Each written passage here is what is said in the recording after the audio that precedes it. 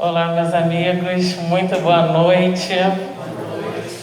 Sejamos todos nós muito bem-vindos na noite de hoje e que as nossas primeiras palavras possam ser sempre de agradecimento a Jesus, a Deus, pela oportunidade do trabalho, pela oportunidade de estarmos aqui na nossa casa querida, no meio de amigos queridos, estudando um pouquinho, e que Jesus possa estar sempre nos abençoando, amparando, assim como nossos amigos espirituais que já se fazem aqui presentes, muito antes da nossa chegada. Eles já estavam aqui desde cedo, preparando toda essa ambiência para tudo que nós temos para receber aqui hoje.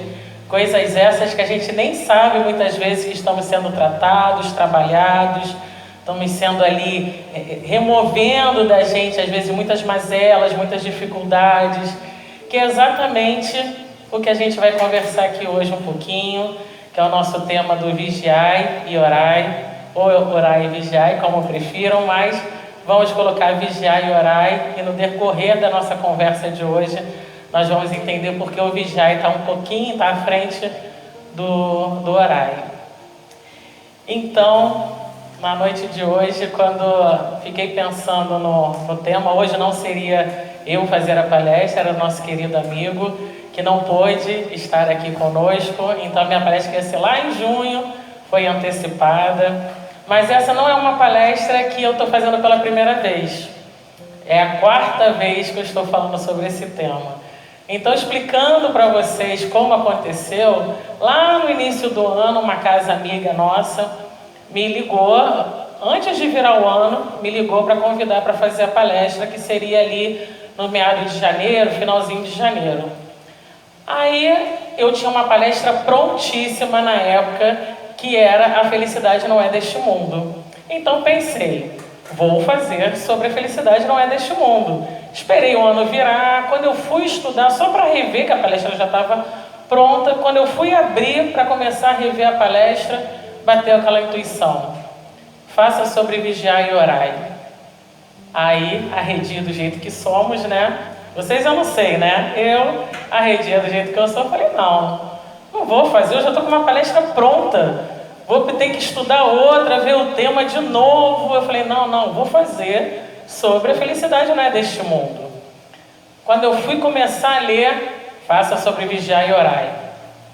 Eu falei, caramba, de repente o pessoal de lá está precisando ouvir sobre vigiar e orar. Então vamos estudar sobre vigiar e orar. Isso no auge da nossa presunção, Que tem horas que nós somos um pouquinho pretensiosos, Quando eu comecei a estudar, aí eu cheguei à conclusão, caramba, não é para eles. Não são eles que estão precisando ouvir, estudar e saber sobre vigiar e orar. Falei, sou eu. E ainda vi intuição maior falando assim, você vai fazer nessa casa e em todas as próximas que você fizer, porque você está precisando e muito. Então, tudo que nós vamos conversar aqui hoje, nada diferente do que a gente já estuda, nada diferente do que a gente já sabe, do que a gente pensa, reflete, raciocina, mas é que a gente possa justamente isso, Tá refletindo, repensando, revendo, vendo novamente, porque é como se fosse uma osmose, Para a gente realmente assimilar, a gente precisa toda hora estar massificando aqueles assuntos, estar toda hora lendo sobre isso. Por isso a importância dos estudos, por isso a importância da gente estar assistindo às palestras. Às vezes a gente até pensa, fui lá na palestra, no lugar tal, poxa, falou igualzinho outro palestrante da casa tal que falou, e às vezes alguns assuntos se repetem. E quando eles se repetem é justamente porque nós estamos precisando interiorizar. Porque saber tudo que nós vamos conversar aqui, todos nós já sabemos.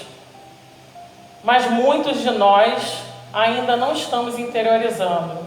Então, esse é o objetivo da noite de hoje, que a gente possa trazer essa reflexão, como eu falei no início, é para mim. Se servir para vocês também, que bom. Mas é para mim, a boca mais perto do ouvido mais próximo é o meu. Então, que na noite de hoje a gente possa realmente sair daqui entendendo a importância de vigiar e orar. Que a gente sabe, mas a gente precisa estar massificando isso nos nossos corações, principalmente nos nossos sentimentos. Então, Jesus, quando estava, todo no calvário dele, estava lá caminhando, seguindo na sua caminhada junto com os discípulos. Ali depois da Santa Ceia, ele convidou o Pedro, Tiago e João para ir uma cidade vizinha ali de Jerusalém, para justamente poderem orar e vigiar. Chamou os discípulos, foram lá no alto da montanha, chegou para os três e falaram assim: fiquem aí vigiando, que eu vou lá orar. Jesus se afastou, foi lá orar, e os discípulos ficaram lá em vigília, vigiando. Certo momento, passou um certo tempo, Jesus volta. Quando Jesus volta, como é que estavam os discípulos? Estavam dormindo. Claro que vencidos pelo cansaço. Quanta peregrinação, quantas vezes eles andaram para um canto, para o outro, pregaram aqui e ali. Realmente foi muito cansativo. Quantas e quantas cidades que eles foram, quantos lugares, quantas pessoas que atenderam, quantas vezes eles viram Jesus e ficaram ali embebecidos com os milagres que Jesus fazia. Então aquilo tudo, eles são seres humanos, também eram chefes de família, também tinham suas famílias. Então no momento que estavam ali em vigília, que foram ali, repousaram, senta um pouquinho, repousa e fica vigiando. Foram vencidos pelo sono, pelo cansaço. Aí Jesus vira para eles e fala o seguinte: vigiai e orai, para que não entreis em tentações. O espírito, na verdade, está pronto, mas a carne é fraca. Quantos e quantos de nós que temos as nossas peregrinações, que temos as nossas correrias, que temos a nossa vida super agitada, que estamos em várias frentes ao mesmo tempo, resolvendo casa, resolvendo família, resolvendo questões de casa espírita, resolvendo questões de trabalho, resolvendo questões com vizinho, de rua, de condomínio, cansei. Quem de nós está diferente aqui dessa correria da vida? Nenhum de nós. E no momento em que a gente parar um pouquinho, o que acontece? Somos vencidos pelo cansaço. Porque nós não estamos habituados a justamente vigiar, a nos vigiar. Então, quando Jesus propôs aos discípulos vigiai, o que ele quis dizer para os discípulos? Será que era vigiar se alguém estava chegando? Quando propõe para a gente vigiar, será que Jesus está propondo para a gente vigiar o que está chegando na casa do vizinho?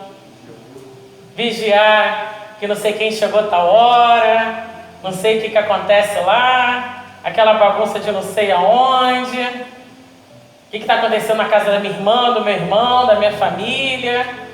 Será que é essa vigia que Jesus propôs para a gente? Com certeza não, né, meu amigo? Com certeza não. A maior proposta de Jesus foi vigiar a nós mesmos. E principalmente os nossos pensamentos.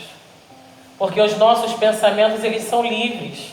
E eles vão para tudo quanto é lugar. E se a gente não vigiar, ele vai justamente para o lugar que vai ser motivo muitas vezes da nossa queda, dos nossos infortúnios. E ele vai sendo alimentado, ele vai sendo inflado. Então aquela questão que de repente era pequenininha, que ia até passar despercebido, aí fica lá aqueles nossos pensamentos: não deixa isso barato não. Não, vai lá tirar satisfação, vai lá ver como é que pode, a última palavra tem que ser a sua. Porque nos fala no livro dos Espíritos, se eu não me engano é questão 459, que Allan Kardec pergunta assim: quantas vezes, mais ou menos isso que eu não vou lembrar exatamente a pergunta, mas quantas vezes os espíritos influenciam nos nossos pensamentos? Aí os espíritos respondem: muitas, Muitas vezes, que por vezes são eles que vos dirigem. muitas vezes são eles que estão nos dirigindo. Isso não é para o outro, não é para quem está lá fora, é para nós, é para mim que precisei estudar isso e chegar à conclusão que muitas vezes meu pensamento está sendo conduzido. E por que eu estou me permitindo? Por que eu estou me permitindo os meus pensamentos serem levados muitas vezes para eu pensar mal do meu amiguinho, ou para ficar contra um ou contra o outro, ou para reclamar do meu colega de trabalho? Por que eu estou deixando meus pensamentos irem dessa forma, serem conduzidos dessa forma? Porque isso tem em mim. Porque ninguém vai influenciar na gente aquilo que a gente não tem tendência. Então não adianta mais nós que somos espíritas e que fazemos estudo da doutrina colocar a culpa só na obsessão, não, porque a obsessão ela vai vir, mas vai vir porque a gente abre brecha, porque a gente abre espaço para isso, porque a gente permite que os nossos pensamentos sejam conduzidos e as nossas emoções que estão ali contidas, que somos nós, sejam infladas. Aí quando são infladas a gente tem o quê? O supetão, o desequilíbrio, a raiva. E se a gente se manter em vigília, a gente vai deixar de pensar ou vai deixar de ter nossos pensamentos muitas vezes conduzidos? Não, nós somos falíveis ainda, nós estamos caminhando. Temos muito ainda que evoluir, muito ainda que aprender. Mas se eu estiver vigiando os meus pensamentos, que eu começar a perceber que eles estão indo, opa, quem conduz sou eu. A rédea da minha vida, das minhas ações, das minhas atitudes e dos meus pensamentos é responsabilidade minha. Então, se eu não quiser que meu pensamento vá lá naquele lugar, eu tenho que arrumar um jeito de trazê-lo de volta. E como eu posso trazê-lo de volta? Orando, pedindo a Deus, afasta de mim, como disse Jesus, afasta de mim esse cálice, né? Afaste de mim, afaste essa raiva que está fazendo crescer do amiguinho, afaste essa maledicência que está brotando no meu coração. Eu sei que tem em mim, Jesus. Eu sei que eu tenho falhas ainda no meu caráter, na minha dificuldade, no jeito de lidar com o outro, eu ainda tenho. Então Jesus me ampara, me envolva, afaste de mim, porque eu quero voltar para o Pai. Eu quero estar coligada com Jesus, eu quero estar coligada contigo, eu quero seguir o teu caminho. Jesus não falou para os discípulos, não esticou a mão e falou, larga tudo e segue-me. E ele fala ao mesmo tempo para a gente o tempo todo isso, larga tudo e segue-me. E o largar tudo não são nossos filhos, não são nossos pais, não são nossos parentes, não, a gente precisa disso. Nós precisamos estar em sociedade, precisamos estar em harmonia, precisamos estar confraternizando, precisamos disso. Mas quando ele fala larga tudo e segue-me, é largar o nosso orgulho, nossa vaidade, nossas prepotências, em achar que o problema está só no outro. E começar a ver a trave que está no meu, não só o cisco que está no outro. Porque enquanto eu ficar vendo o cisco no outro, eu não vejo a trave que está na minha. E a gente tem mania de colocar a culpa no outro. Aí no outro dia eu falei para minha mãe, não mãe, eu respondi aquele jeito com ela, né? Viu como é que ela foi grossa comigo? Tive que responder. Aí minha mãe falou, mas por que você teve que responder? Aí eu, não precisava ter respondido. Poderia ter pacificado a situação. E quando eu vi, eu estava numa discussão enorme com a minha irmã, porque eu não soube calar. E quem é que faz o estudo? Quem é que está se propondo aqui a melhorar? Sou eu. Então tem que partir de mim a atitude de vigiar os meus pensamentos, meus atos e minhas ações, para que eu não cause no outro o que eu não gostaria que causasse em mim. E não é o que a gente fala? Não é empatia? O que é empatia? Empatia não é só chegar e falar, tadinha do seu problema, né? Poxa. Empatia, eu pensar assim, a Silvia está passando por uma dificuldade ou um problema, se eu estivesse no lugar dela eu resolveria desse jeito, só que eu não estou no lugar dela. Eu não estou com o sapato dela, eu não estou com a roupa que ela vestiu, não senti as dores que ela sentiu, da forma que ela foi criada, no contexto em que ela foi criada, com as ferramentas que ela tem, as minhas são diferentes. Então eu nunca posso chegar para ela e falar, conduza a sua vida desse jeito. Empatia, eu me solidarizar, falar, estou aqui do teu lado, conte comigo, vamos ter. Vamos ter apoio com a amiguinha. Vamos entender pelo que ela está passando. Porque todos nós temos o nosso pedaço. E às vezes a gente fala de um jeito com o outro e não sabe o que o outro está passando. Não sabe como o outro vai absorver aquilo. Aí eu acabei falando umas frases para minha irmã que como aquilo me magoou. Magoou muito mais a mim. Depois eu falei, minha irmã, me perdoe. Não era para eu ter falado aquelas coisas. Ela, minha irmã, eu sei, eu não estou com raiva não. Aí foi pior ainda. Foi pior ainda, porque eu estava esperando, né, que ela fosse. Aí quem me deu lição foi ela. Aí eu, caramba, quanta coisa a gente ainda tem para aprender. E como eu estou sendo pretensiosa em muitas coisas. Então, quando Jesus fala, vigiai e orai, para que não entreis em tentações, o que são tentações? Tentações são aquilo que nos leva a fazer o que a gente em sã consciência não faria. Tentações é aquilo que a gente cede. Cede às nossos ímpetos, às nossas más tendências, às nossas más vontades, às nossas mazelas, que influenciadas pelos espíritos que já nos enxergam e sabem das dificuldades, sabe lá onde... eu vou atiçar a Lília naquilo ali, ó, que eu sei que aquele é o calcanhar de Aquiles dela. Então vai ali, eu vou devagarzinho, sutilmente. Se for de uma vez só, ela está em vigia, ela está vigiando. Se eu for de uma vez só, ela vai perceber e vai me bloquear. Então eu vou devagarzinho, vou aqui na beiradinha, como quem não quer nada, e vai indo, e eu que já tenho tendência, acabo cedendo à tentação. E quando eu percebo, eu já escorreguei de novo. Em erros e equívocos que eu cometia lá atrás. E quando eu vejo, eu estou cometendo de novo. Por quê? Porque eu não estou vigiando. Porque eu ainda não aprendi. Porque ainda não entrou no meu coração. Está no nível só da fala. Está no nível ali do conhecimento. Mas ainda não veio para o sentimento. Ainda não veio para a consciência, para a dilatação da minha percepção do que eu quero ser. Qual é a Lília que eu quero ser daqui a 5, 10 anos? Eu sei que a Lília de hoje já é muito melhor do que a lá de trás. Mas ainda não está nem perto do que eu quero me propor a seguir a Jesus. Está nem perto ainda. Então o que eu preciso modificar em mim? Para que eu largue essas minhas chagas, esses meus orgulhos, minha prepotência, para que eu siga Jesus. Para que eu possa amar ao próximo como a mim mesmo, e a Deus sobre todas as coisas, como reduziu os mandamentos, os 10 mandamentos. Amar a Deus sobre todas as coisas e ao próximo como a ti mesmo. Então, se eu ficar cedendo às minhas tentações, às minhas mazelas e às minhas dificuldades, aonde eu estou desenvolvendo em mim o meu auto-amor? Então, se é para amar o próximo como a mim mesmo, o que eu vou dar para o outro? Eu não vou dar nada, porque não está desenvolvendo em mim. Não tem a frase, né, clichê, que cada um dá aquilo que tem.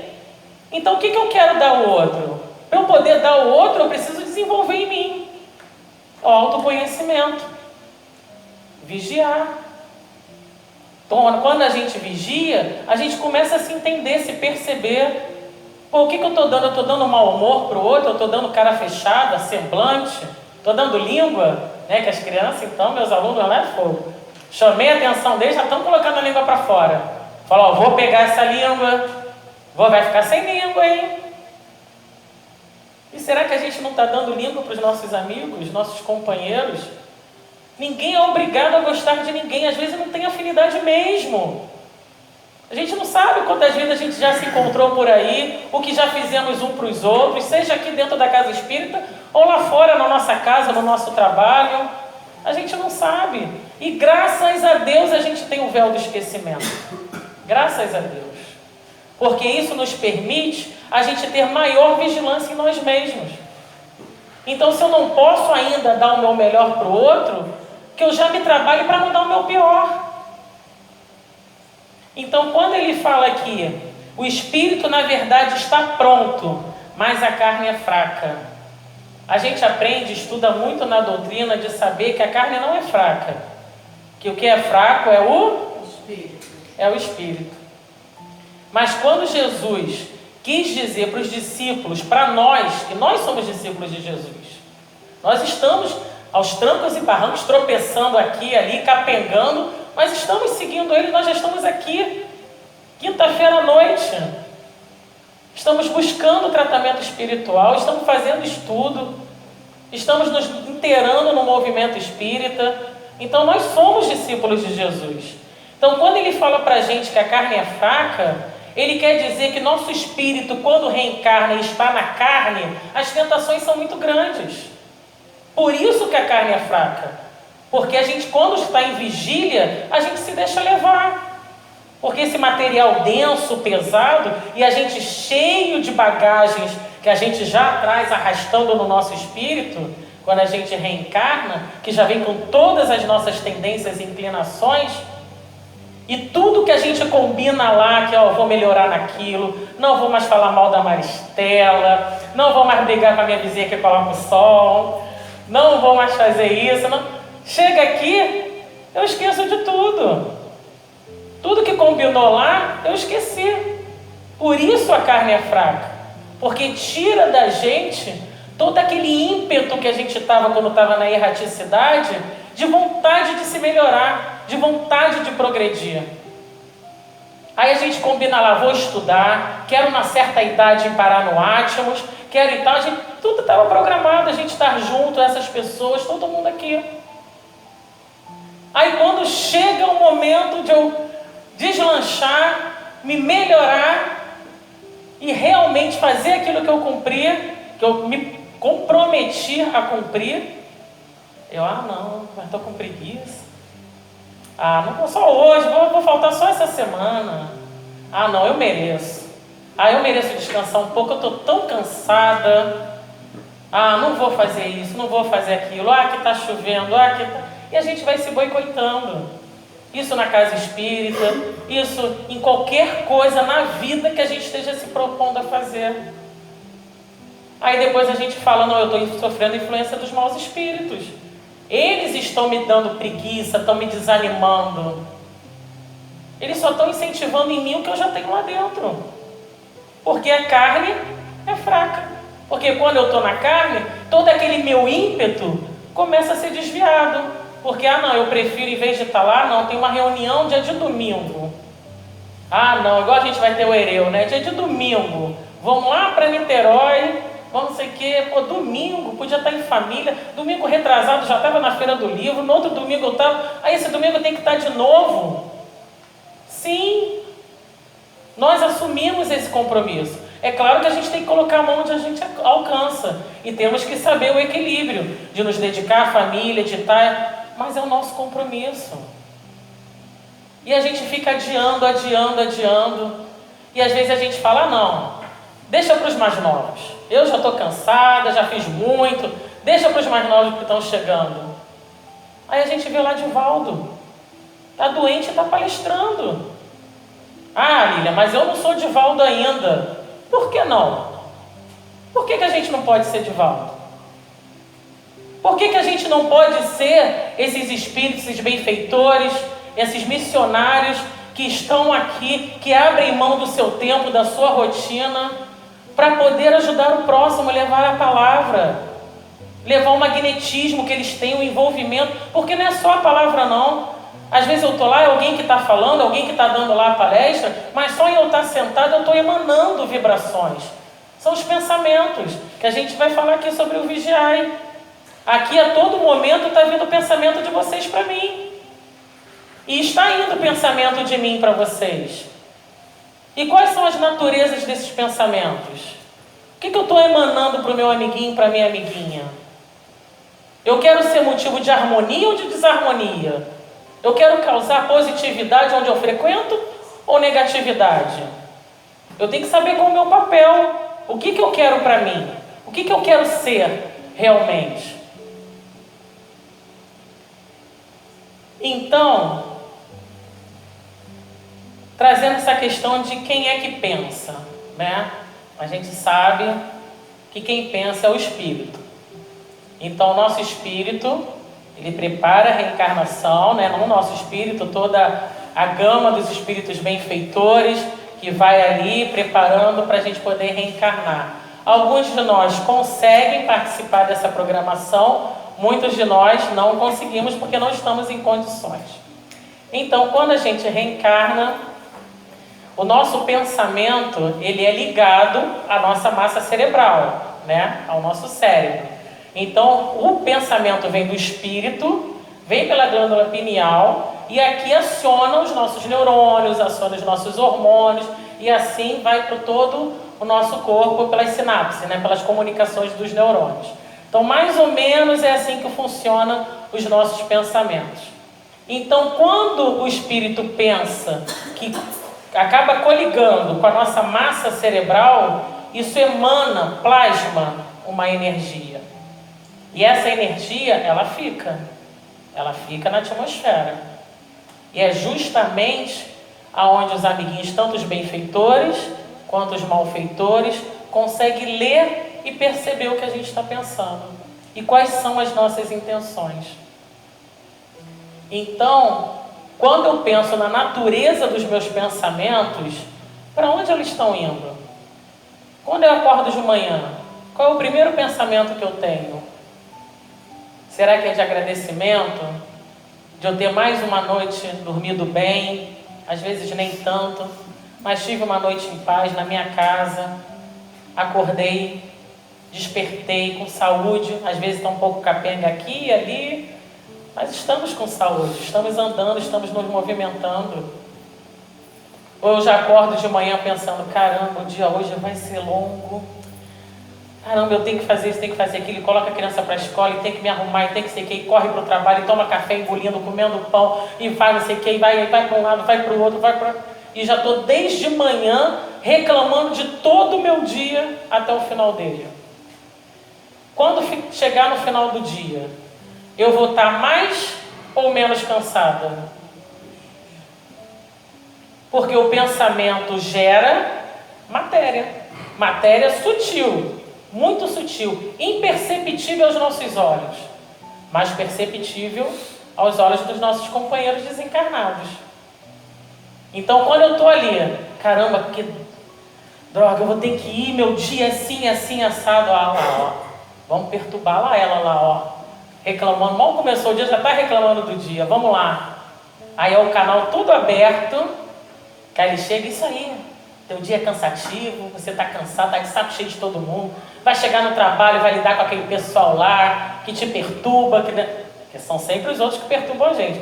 Eu tenho certeza, se vocês chegarem lá no meu trabalho e perguntarem lá para o pessoal, ninguém vai dizer que a Lília é chata, que a Lília perturba, que a Lília... Tenho certeza.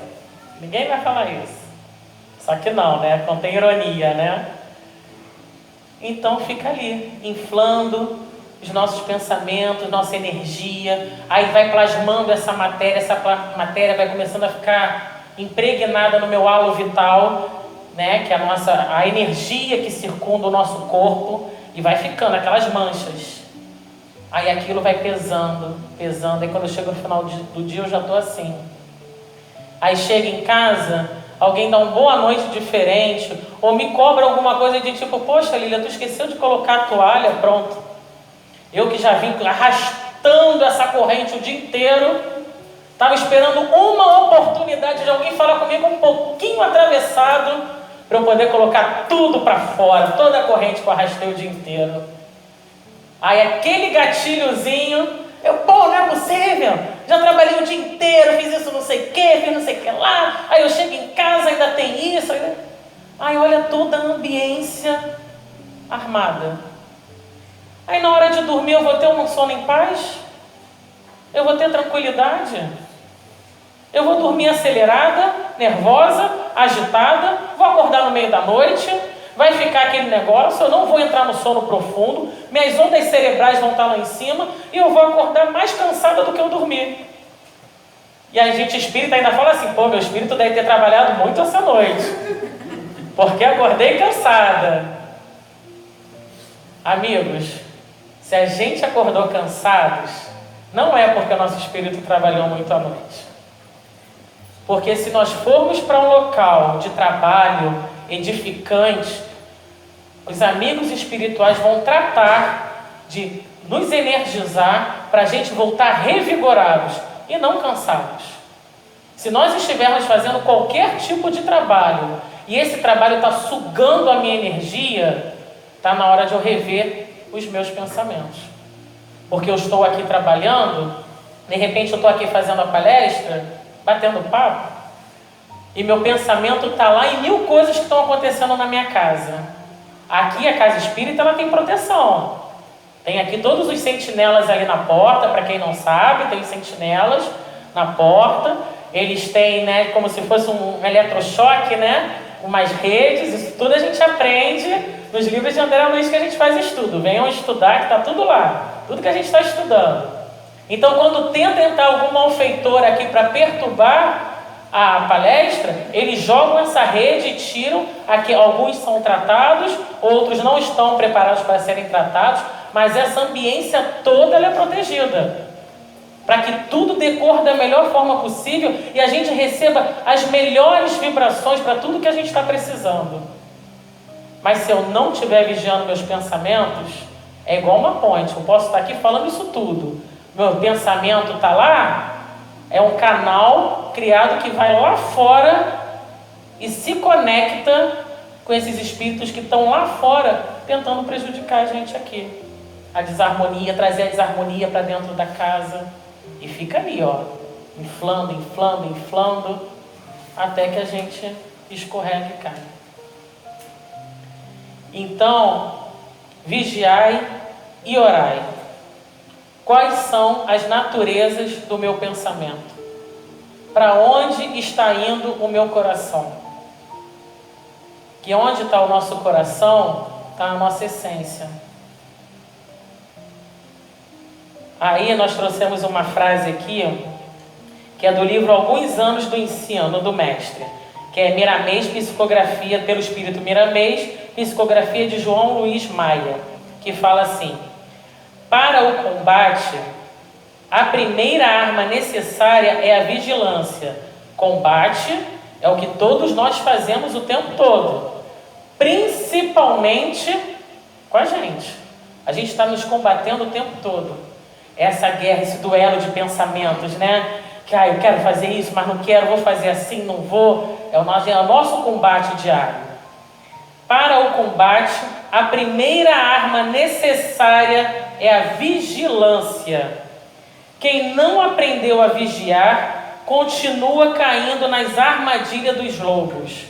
E como nos diz o Evangelho segundo o Espiritismo, só cai a armadilha de lobos os próprios lobos.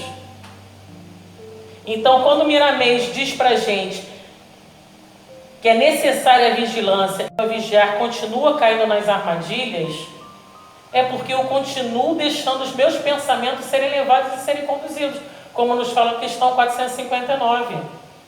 E por que só lobos caem em armadilha de lobos? Esse lobo que fala no Evangelho somos nós.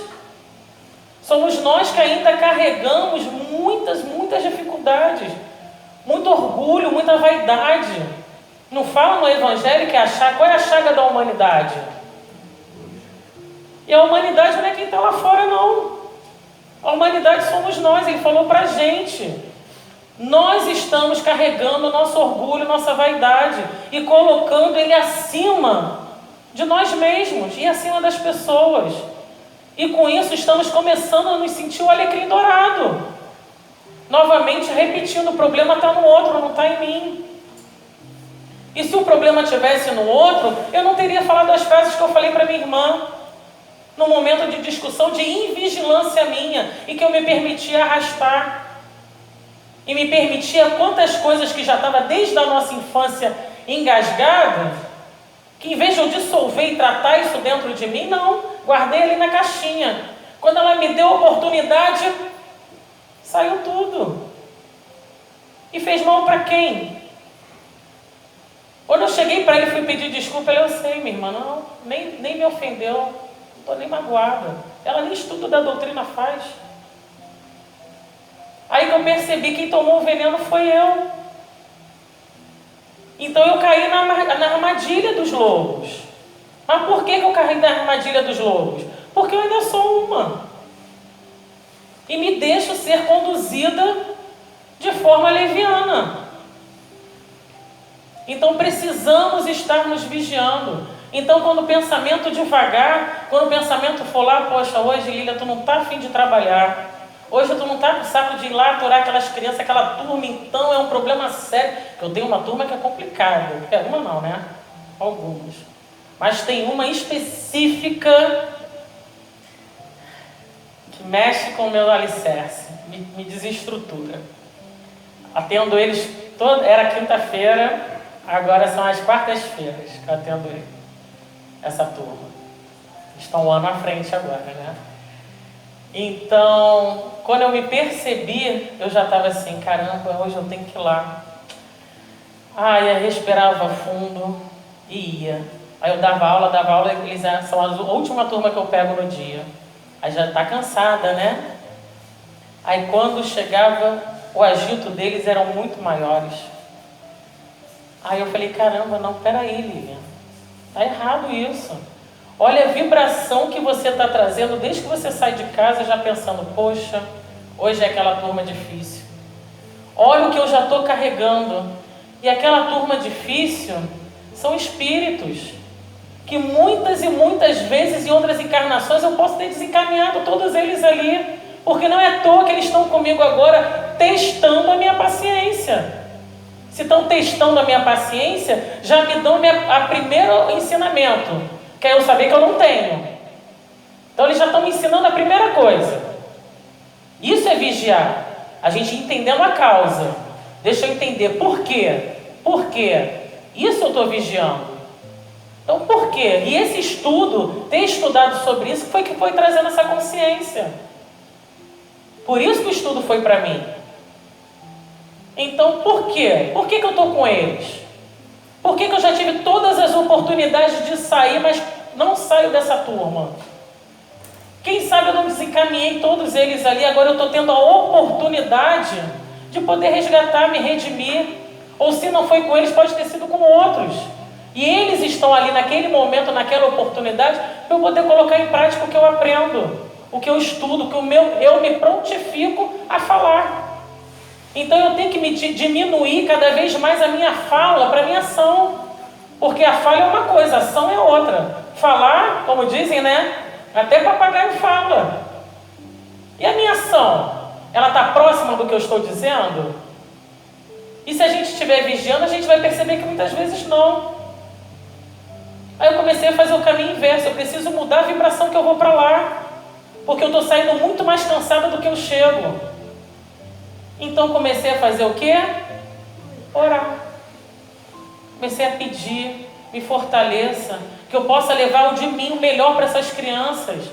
São crianças que passam por problemas que eu na minha infância não passei.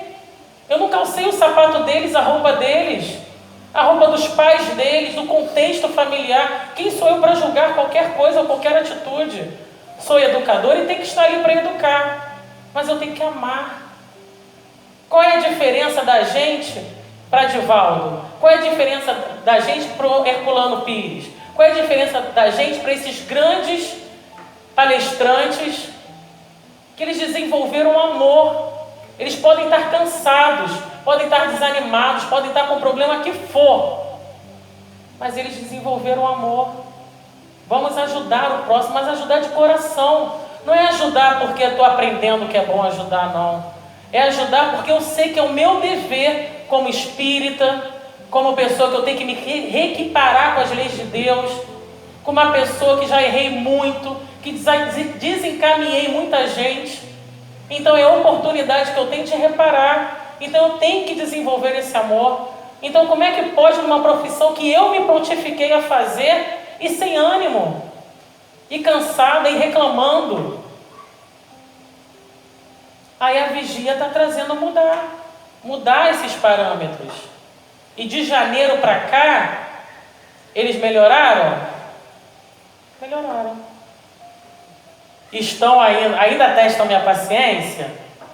Ainda testam. Ontem então eu estava virada no giraia. Mas agora, o nosso diálogo já está melhor. Olha, tia hoje não está bem.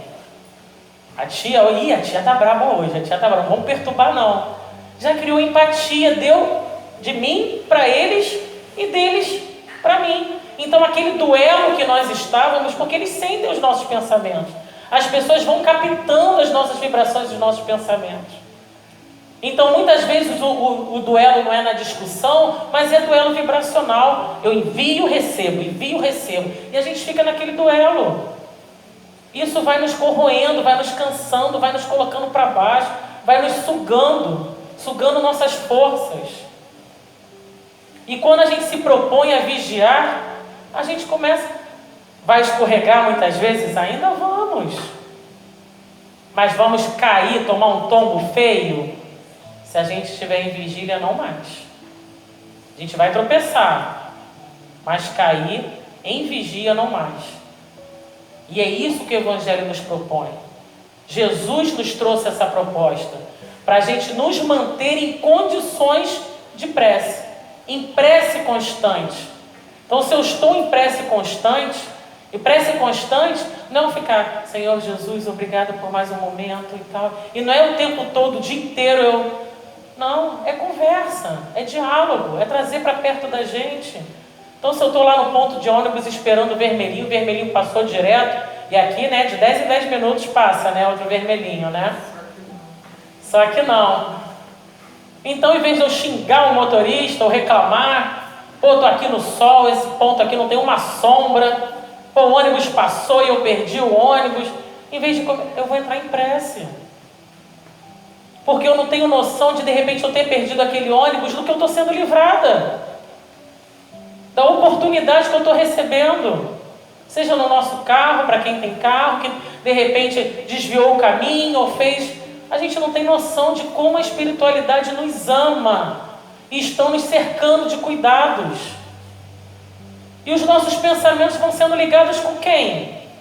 Com quem quer o nosso infortúnio. E nos mantermos em estado de prece é eu estar me conectando com a espiritualidade superior. Vou de vez em quando capengar? Vou. Mas se eu me manter em vigília, me manter orando e buscando essa conexão com o plano maior, eu vou saber me acalmar. Eu vou saber pelo menos respirar fundo. Eu vou saber de repente não dar aquela resposta, a dissolver em mim a mágoa, o ressentimento, e não ficar julgando o amiguinho ou a amiguinha. Isso vai me trazendo paz, vai me trazendo equilíbrio, vai me trazendo bem-estar, vai trazendo aquela sensação gostosa de vida, de conviver com as pessoas, de estar pertinho. Ah não, o Edson é tão problemático, mas poxa, eu amo tanto o Edson, aprendi a amá-lo, aprendi a aceitar ele do jeito que ele é, com seus espinhos, com as suas dificuldades, mas é ele, são as bagagens que ele carrega. E de repente esses espinhos ele só está precisando, né? Já viu o porco-espinho? Né? Se o porco-espinho for o pecão se espetando, né? Como eu posso chegar até nele para que os espinhos dele não me espetem mais? E como às vezes ele pode se sentir sempre espetando os outros, enquanto isso pode fazer mal para ele. Só que às vezes ele não sabe se é ainda de outra forma. E precisa eu ter esse entendimento, porque eu estou me prontificando a melhorar.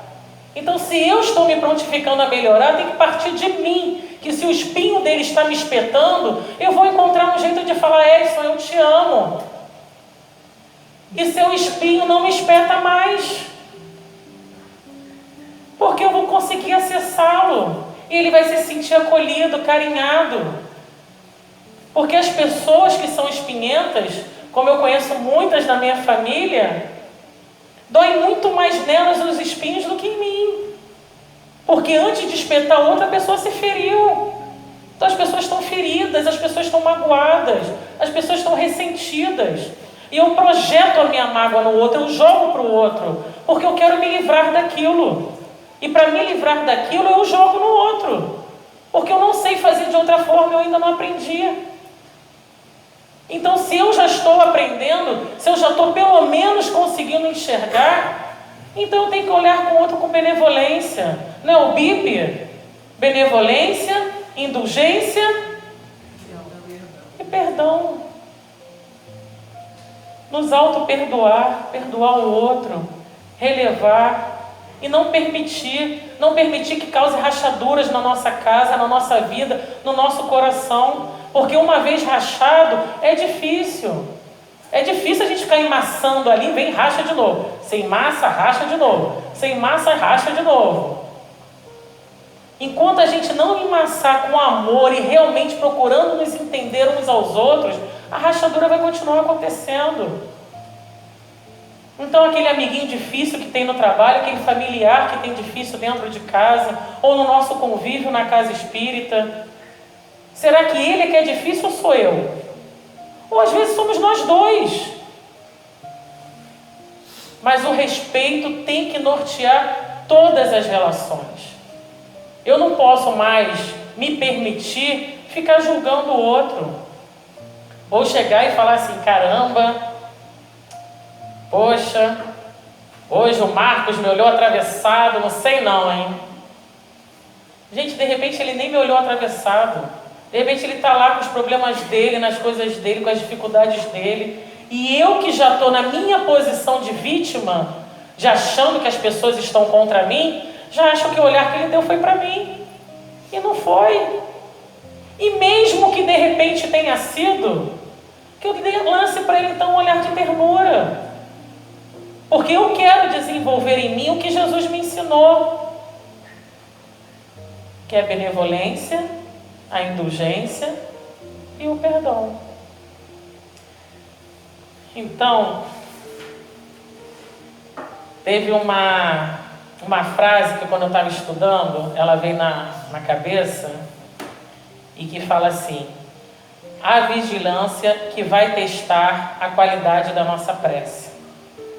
Então Jesus até me fala, se eu não me engano, é no último capítulo, Pedi obtereis, do Evangelho, que fala que, não tenho certeza se é isso não, mas ele fala que antes de pedir perdão, volte, concilia-te com teu inimigo, concilia-te para você depois voltar e pedir perdão.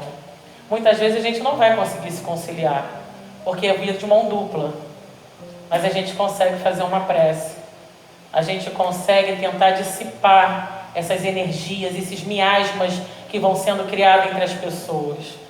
Então, se eu faço uma prece, eu já estou me religando, me conectando com a espiritualidade. Ela consegue encontrar campo fluídico para poder atuar primeiro sobre mim e depois com o meu derredor.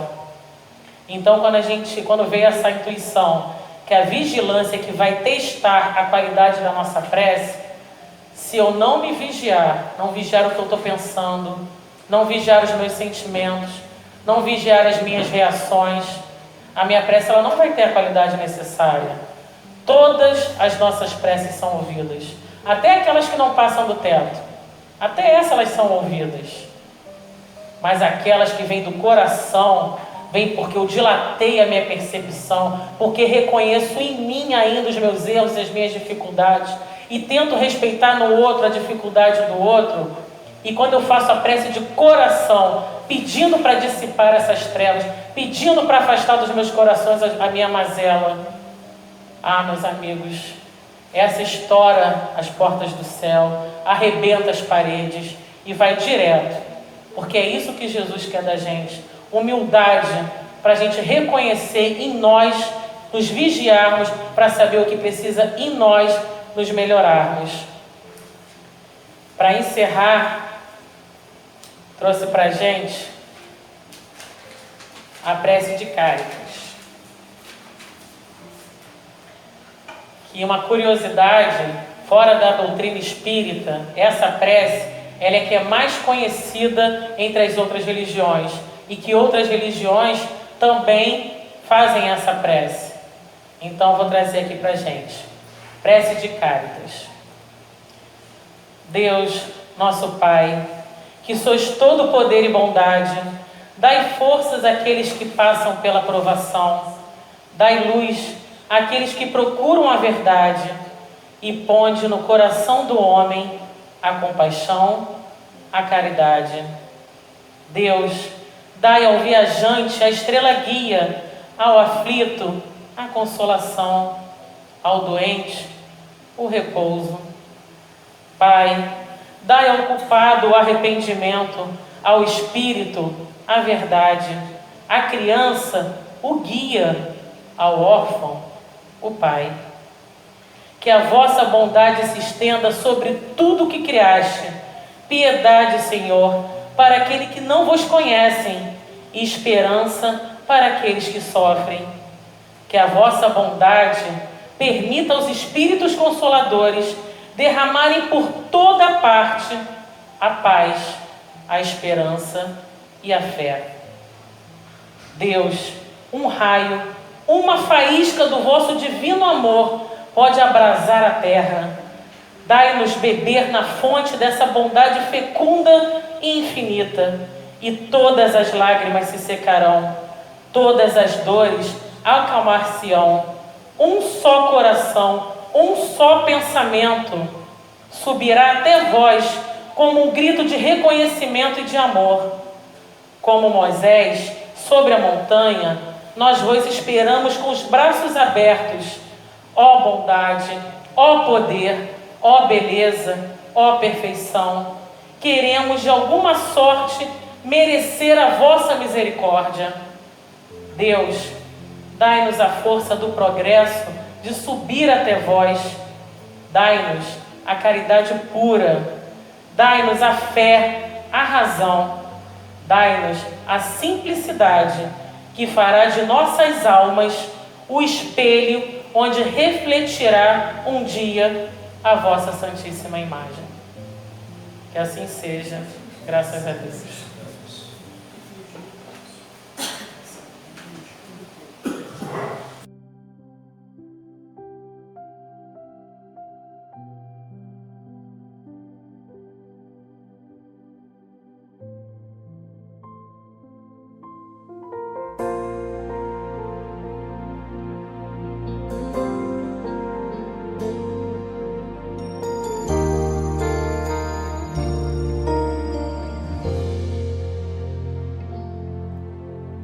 Pode passar o tempo que for, não vai existir nada igual. Deus foi tão perfeito quando criou um ser sublime tão especial. Não importa como ela é, e nem importa de onde vem. Não importa a cor nem a religião, importa é que todo mundo tem. Mãe é aquela que gera, é aquela que ama, é aquela que canta a canção de ninar e que num abraço faz o medo passar. Mãe é aquela que adota, que chama de filho, que pega na mão e te ensina a andar, te deita no colo e ensina a amar. Muito obrigado, mãe. Qualquer coisa que eu diga vai ser pouco demais. Só falar eu te amo, mãe, vai faltar algo a mais. Quero te agradecer por me deixar nascer. Sei que você passou noites mal dormidas. Muito obrigado, mãe, por ter me dado a vida. Muito obrigado, mãe, por ter me dado a vida.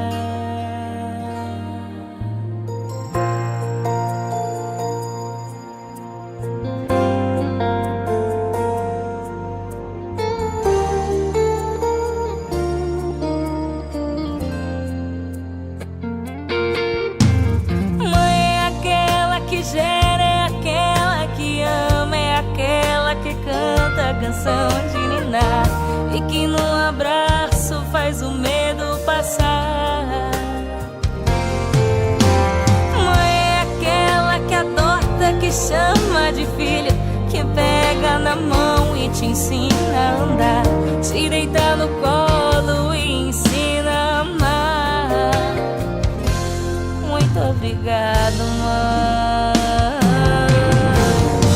Qualquer coisa que eu diga vai ser pouco demais.